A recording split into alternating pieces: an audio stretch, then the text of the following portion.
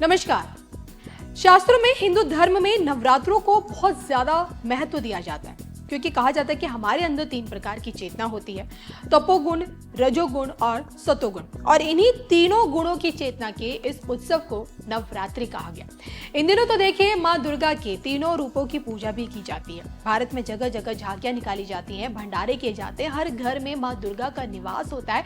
हम सभी माँ दुर्गा को अपने हाथ का बना शुद्ध भोजन भी खिलाते हैं, फल चढ़ाते हैं, पूजा पाठ करते हैं। लेकिन क्या आप जानते हैं कि भारत में एक मंदिर ऐसा है जहां माँ काली को खासकर इन चैत्र नवरात्रों के दौरान नूडल्स और मोमोज का भोग लगाया जाता है। वहीं भक्तों को भी प्रसाद के रूप में चाइनीज फूड दिया जाता है। आखिर ये मंदिर है कहाँ, जिसकी कहानी आज हम आपको बताने वाले हैं। आइए आपको बताते हैं।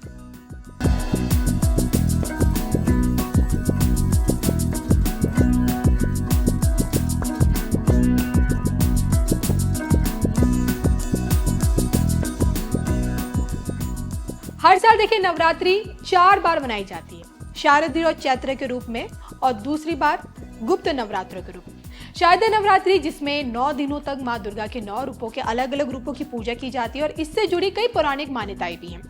मान्यताएं पौराणिक कहानियों में से एक कहानी ये कहती है कि महिषासुर नाम का एक भयानक और शक्तिशाली राक्षस, इस असुर को भगवान ब्रह्मा से वरदान प्राप्त हुआ कि इसकी मृत्यु किसी देवता, असुर और ना ही किसी मनुष्य के हाथ होगी।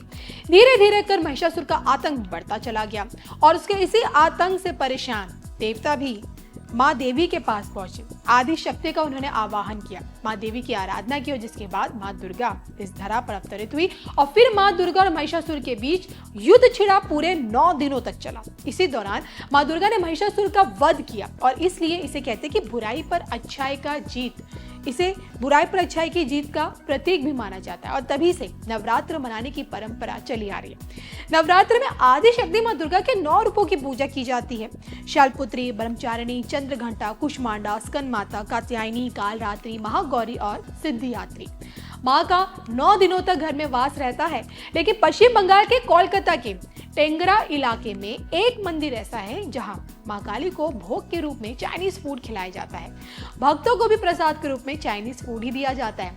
इस वजह से इस इलाके को चाइनीज टाउन कहा जाता है और मंदिर को माँ काली का चाइनीज मंदिर भी कहा जाता है। ऐसा इसलिए क्योंकि चीन गृह युद्ध के दौरान यहाँ कई चीनी लोग शरणार्थी बनकर भारत में रहने लग गए, पश्चिम बंगाल में, और जिसके बाद उन्होंने माँ काली को चाइनीज फूड चढ़ाना शुरू कर दिया और तभी से ये परंपरा चली आ रही।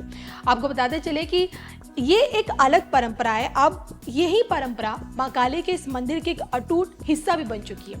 यहाँ आने वाले ज्यादातर भक्त या तो ईसाई धर्म के मानने वाले लोग होते हैं या फिर चाइनीज समुदाय के लोग होते हैं। इस मंदिर में खासकर शनिवार के दिन पूजा करने का एक विशेष महत्व बताया जाता है। यहाँ माँ काली के सम्मान में कई बड़े बड़े धार्मिक कार्यक्रम भी आयोजित करवाए जाते हैं।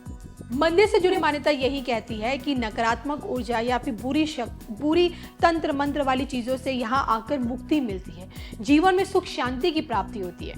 वैसे आपको इस अद्भुत मंदिर के बारे में जानकर कैसा लगा, और अगर आप पश्चिम बंगाल जाने का रुख करते हैं तो यहाँ यानी कि माँ काली के चाइनीज मंदिर जाना बिल्कुल मत भूलिएगा।